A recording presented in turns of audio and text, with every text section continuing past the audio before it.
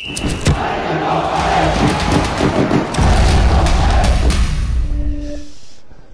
amis, ça y est, on est sorti du trou noir clermontois pour avoir enfin du réseau pour passer au débrief. Alors, on vous explique la situation. Deux Guingampais sont venus à notre micro. On a eu Sylvain Ripoll, après Lucas Marronnier. Tout ça, on va vous mettre les vidéos isolées sur Facebook tout à l'heure et on va vous les rajouter aussi dans la rediffusion sur YouTube et sur les podcasts maintenant, puisque vous savez que les débriefs, ça y est, seront en format podcast dans quelques temps. Donc la rediffusion arrivera autour soit ce soir, soit demain. Voilà, on verra tout ça tranquillement. Mais en tout cas, ce qui ressort de ce match, et on a eu la confirmation avec Sylvain Ripoll, c'est que c'est un match très bizarre. Honnêtement, je vous en parlais durant cette très longue dernière demi-heure à 4-0.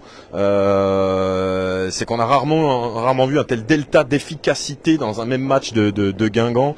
On a fait les comptes avec nos amis de la presse écrite. Guingamp a perdu 4-1 aujourd'hui, au cas où vous n'étiez pas au courant. Défaite 4-1 de Guingamp, but de Sagna à la 88e pour réduire un petit peu l'addition. Ouverture du score de Magnin à la 10e, deuxième but de Diop à la 15e, troisième but de Diédiou à la 51e, et puis le quatrième but doublé de Diop à la 58e, 59e minute de jeu.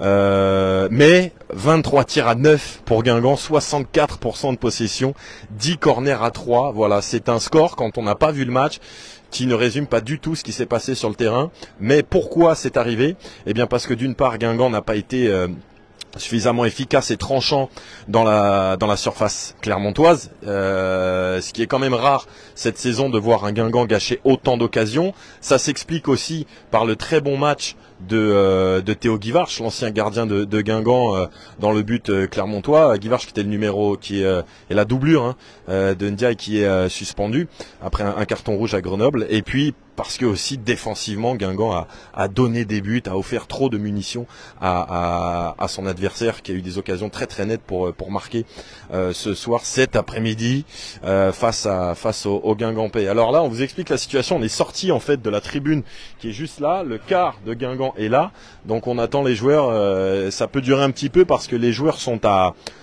au contrôle antidopage après ce match, donc effectivement ça peut durer un petit peu pour les Guingampais. Nous on a dû s'extirper ici parce qu'on n'a pas de réseau à l'intérieur du stade. Voilà, n'hésitez pas si vous avez des questions et autres après cette rencontre vraiment bizarre. On en parlait aussi pendant le direct, mais c'est un match qui faisait penser à un déplacement à Dijon il y a 2-3 ans où Dijon menait 3-0, on se demandait comment, et finalement il y avait eu 3-3 dans ce match et c'était tout à fait mérité.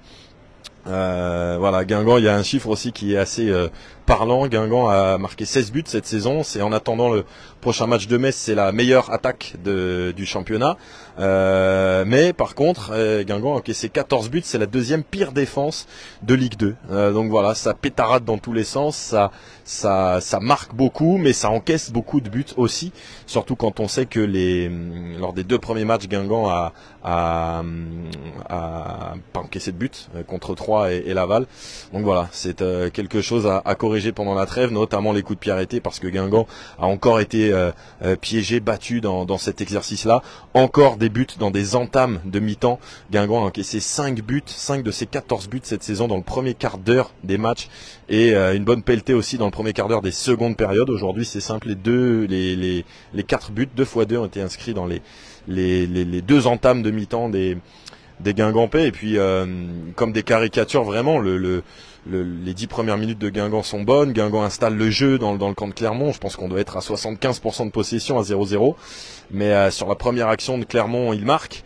Et en début de deuxième mi-temps, c'est encore plus parlant, parce que Guingamp non seulement est dans le camp de Clermont, mais même autour de la surface de Clermont. Et malheureusement, mais ça ne passe pas pour les Guingampais.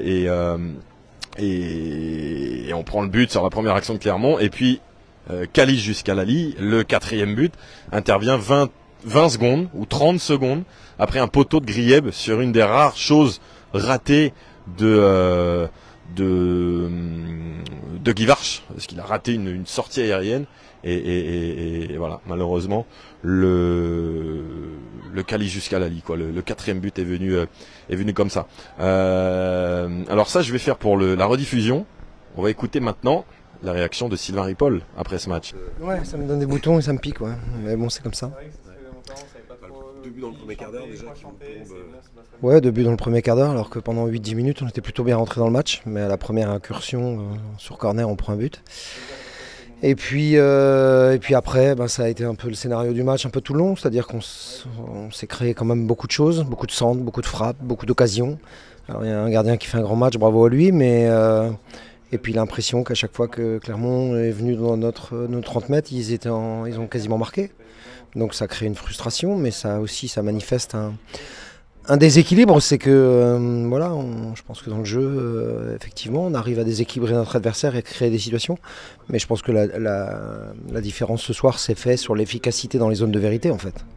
Où nous, malgré beaucoup de situations, on n'a pas été efficace. Et où Clermont, avec peu de choses, a été clinique. Non, j'ai pas regardé les chiffres.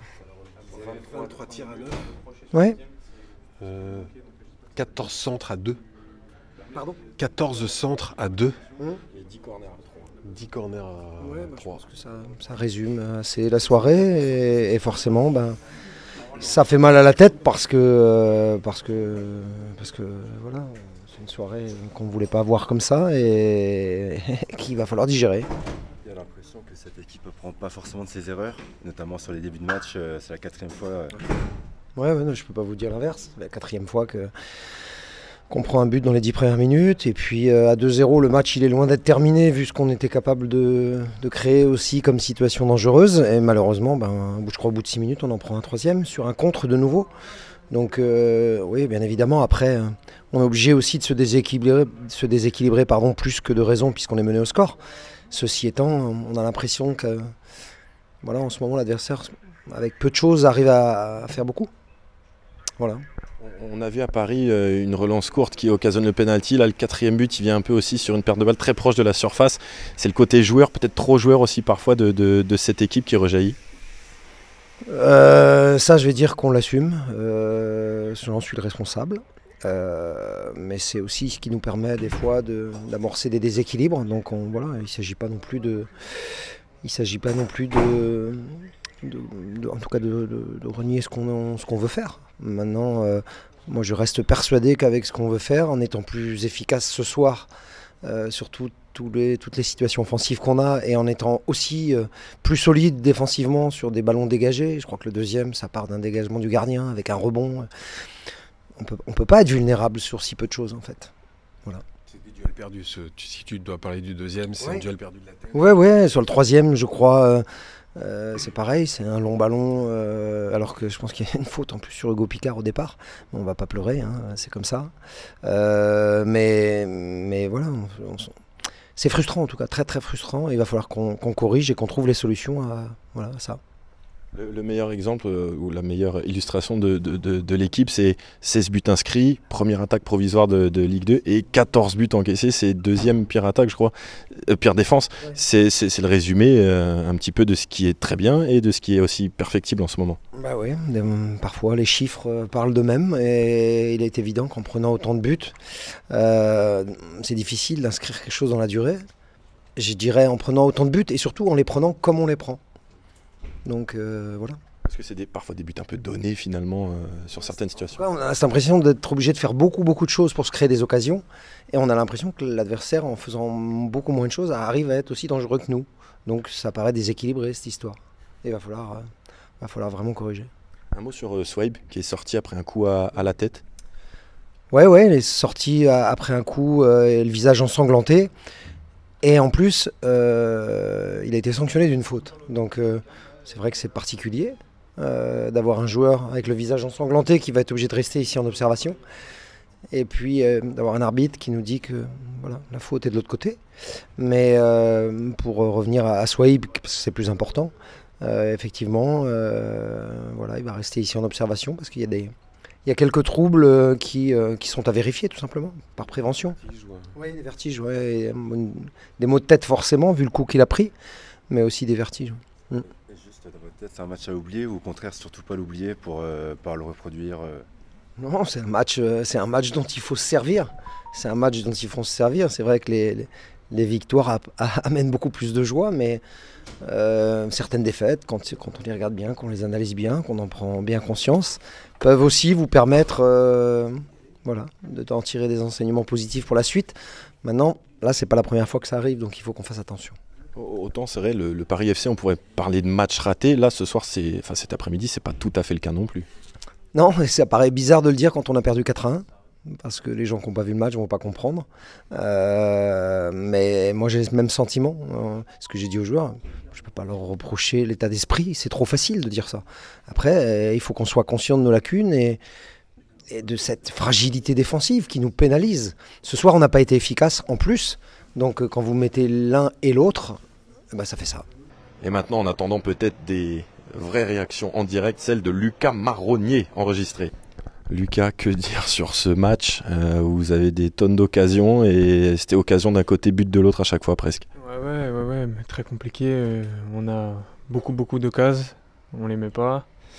Et eux, ils ont 5 occasions, ils en mettent 4. Donc voilà, ils ont été réalistes, nous non.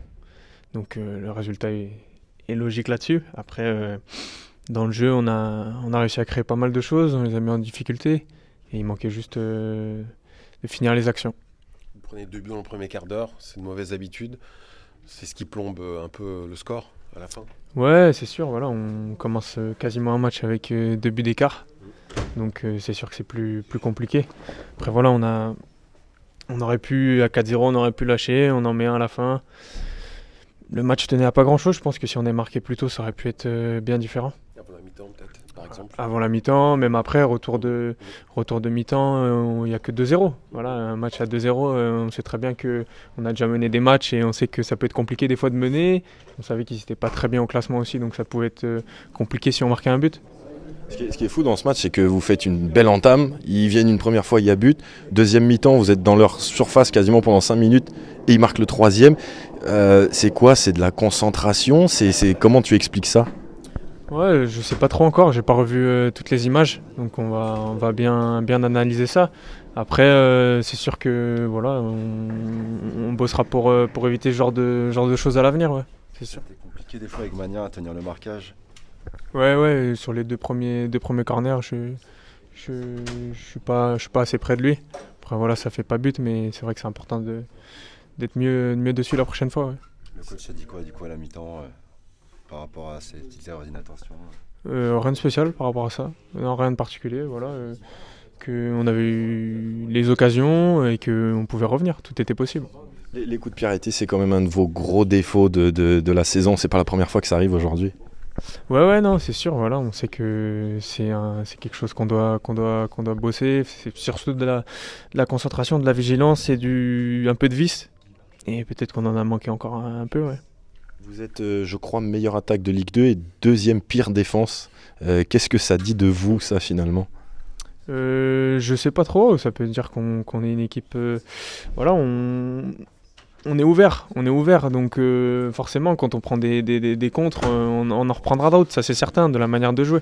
Après voilà, il faut essayer d'éviter au maximum et garder des équilibres qui sont importants. Merci beaucoup. Karl qui nous dit en commentaire, match très bizarre, hop là, je vais retourner parce que là il n'y a rien, match très bizarre qui semblait largement à notre portée mais lourdement battu au score, clairement incroyablement clinique dans les deux surfaces. Ouais, surtout celle de Guingamp, hein, mais peut-être aussi parce qu'il y a eu des occasions beaucoup plus nettes de buts.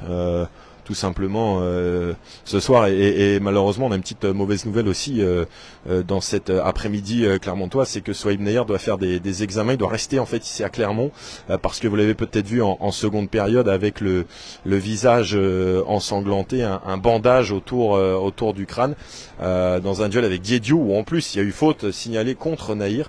Il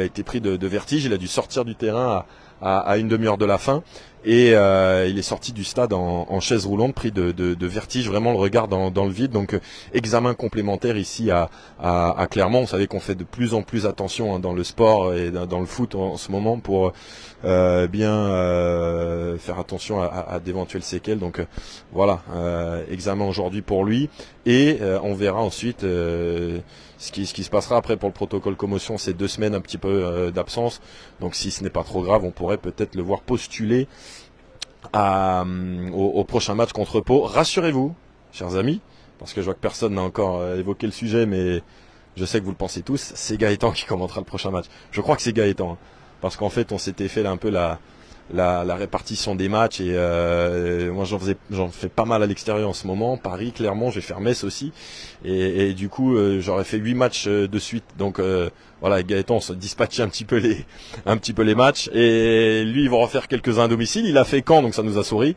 et il va faire aussi Pau, et il va en faire un autre à domicile, je sais plus lequel, peut-être Ajaccio. Donc rassurez-vous, venez à ces matchs-là, on va gagner, vu que c'est Gaëtan qui va les commenter. Voilà. N'hésitez pas si vous avez des questions. Je vous vois en train de regarder. C'est vrai que c'est un moment particulier avec. Il fera le derby à Lorient aussi, Gaëtan. Eric Pierre, on va finir par croire que c'est toi le chat noir. Bah voilà, j'avais dit que les commentaires allaient arriver. Naufrage collectif, on va vite relever la tête. Ouais, c'est vraiment.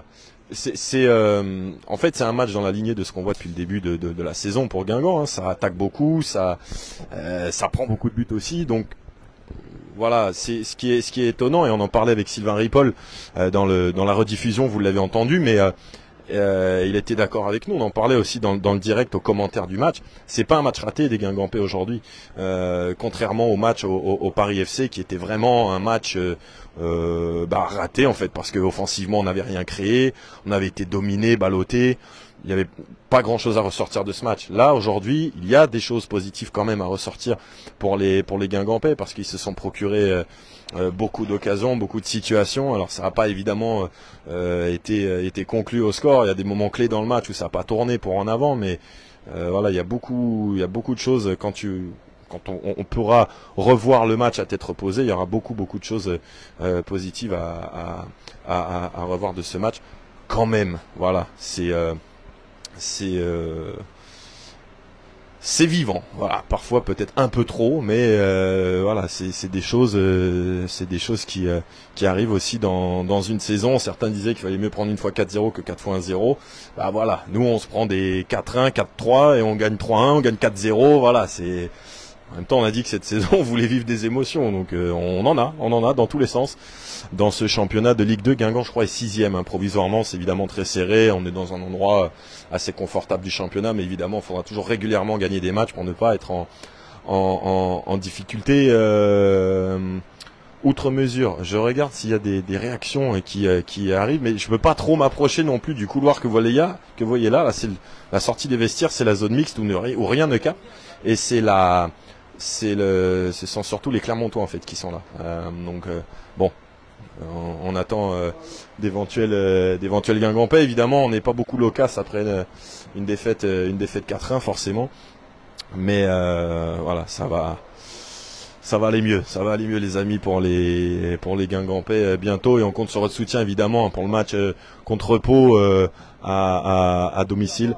D'autant plus, je crois que ce sera un samedi, hein. Alors j'ai plus la date en tête, j'ai pas les yeux en face des trous dans cette fin de soirée, mais voilà. Bon, on va essayer une petite réaction avant de partir. Je ne sais pas avec qui, je ne sais pas comment, où, mais on va essayer. On va essayer d'avoir quelqu'un. Alors Edwin qui arrive, quel non-match encore? On vient de dire juste le contraire dans notre analyse, et aussi avec le coach. On peut pas dire non-match. On n'est pas passé à côté du match aujourd'hui. On est passé à côté de l'efficacité. On a été très permissif aussi. Voilà, c'est des choses qui arrivent dans des saisons. Voilà, malheureusement de l'inefficacité terrible. Et puis des erreurs défensives, hein, quand même, parce que sur le deuxième but, sur le premier, c'est encore un coup de pied arrêté, qui est quand même un gros problème pour les Guingampais cette saison. Et puis ensuite, on a eu Les duels perdus aussi sur le deuxième. On a eu le troisième, je me rappelle même plus. Ouais, c'est une contre-attaque. Et puis le quatrième où on est peut-être un peu trop joueur et où le ballon est perdu assez proche du but finalement. Donc voilà, c'est comme ça. Merci. Enzo Basilio avec nous. Merci Enzo. Quel match très étonnant aujourd'hui. Ça fait un moment que tu es là, on en a vu des comme ça faisait penser un peu au Dijon-Guingamp le 3-3. Mais là c'était occasion pour vous et but de l'autre côté. Ouais, bah après sur le match que tu dis, on le perd pas là, ça fait mal parce qu'il y a la défaite, mais ouais, match compliqué. On encaisse 2 buts assez tôt, donc sur la physionomie du match derrière, ils ont moins à se découvrir, ils nous attendent. C'est à nous d'essayer de faire le jeu pour tenter de revenir et voilà, ils attendent que ça et nous contrer, et c'est ce qu'ils ont fait. Et ils ont remis 2 buts quoi.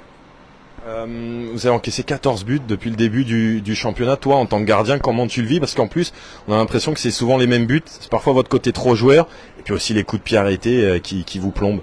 Ouais, non, c'est sûr. On a pris trop de buts pour espérer être plus haut aujourd'hui dans le classement. Après, on fait des très bonnes choses avec le ballon, mais il faut qu'on arrive à être plus solide pour envisager des choses intéressantes. Ouais, c'est pas sur les coups de pied arrêtés, ouais, on est friable et aujourd'hui, on est puni très rapidement quoi. Et c'est dommage parce qu'il y a vraiment des bonnes choses, des bonnes séquences de jeu, et il faut qu'on arrive à gommer ça pour gagner des matchs et être en haut du classement quoi. On en parlait avec le coach, lui nous disait que c'était un choix totalement assumé, parce que c'est vrai qu'à Paris vous prenez un but sur penalty, enfin le penalty est concédé sur une action, vous repartez de derrière. Là le 4e but c'est un petit peu comme ça aussi. Voilà, c'est assumer cette prise de risque là qui vous fait avoir des occasions, mais qui aussi parfois vous plombe un petit peu. Ouais, non, c'est un parti pris. Après on arrive quand même à voir que ça nous permet de se créer des situations, des occasions. On a aussi marqué des buts grâce à ces ressorties de balles sur le début du championnat, donc c'est ce que je vous dis, on peut perdre des ballons, ça peut arriver, mais après faut pas qu'on concède automatiquement but derrière quoi, c'est ça qui est embêtant. En jouant, on sait qu'on va perdre des ballons, mais voilà, ça va nous permettre de se créer des situations, tout ça, et sur le peu qu'on perd, il faut justement qu'on ne concède rien derrière quoi. Toi, tu es là depuis un petit moment. On avait rarement vu ces derniers temps, alors il n'y a que 8 matchs, mais une équipe peut-être aussi vivante, aussi pétillante que dans ce début de saison. Qu'est-ce qui a changé? Qu'est-ce que le nouveau staff a apporté par rapport à tout ça? C'est un nouveau projet. Il y a un projet de jeu qui est différent des autres saisons. C'est différent et c'est comme c'est un nouveau projet, des nouvelles choses qui sont demandées, et les joueurs on adhère à ça, donc c'est intéressant. Mais après, faut gagner des matchs, faut retrouver une dynamique pour entretenir tout ça. Eh ben, bonne trêve, et puis on vous retrouve à Roudourou. Merci beaucoup Enzo Basilio. Après cette rencontre, tac, on retourne. Voilà, on l'a eu notre réaction après cette partie à Clermont. Les amis, je vais juste jeter un dernier coup d'œil. En fait, là, il tarde beaucoup parce qu'il y a le contrôle antidopage pour 3-4 Guingampais. On a vu Grieb, Louisère. Ils ont même, je vais vous montrer, ils ont désinstallé la zone mixte. Il y a même plus de rubalise.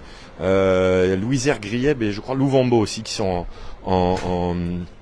en contrôle antidopage. Donc ça peut faire durer un petit peu la chose. Voilà les amis, on va arrêter là le débrief. Alors ne ratez pas le débrief en replay sur YouTube et en version audio sur nos podcasts, comme en avant-match. Prochain épisode dans l'avant-match dans une dizaine de jours avant le prochain match. Ça sera dans 2 semaines contre Pau à Roudourou, avant d'enquiller un déplacement à Metz, puis 2 matchs à domicile contre Ajaccio et Grenoble. Voilà les amis, Guingampais, ce fut un plaisir quand même. C'est toujours un plaisir, même quand il y a des défaites comme ça. Bon, c'est comme ça les amis. Bonne soirée à toutes et à tous, et puis vive la Guingampaise. Ciao ciao.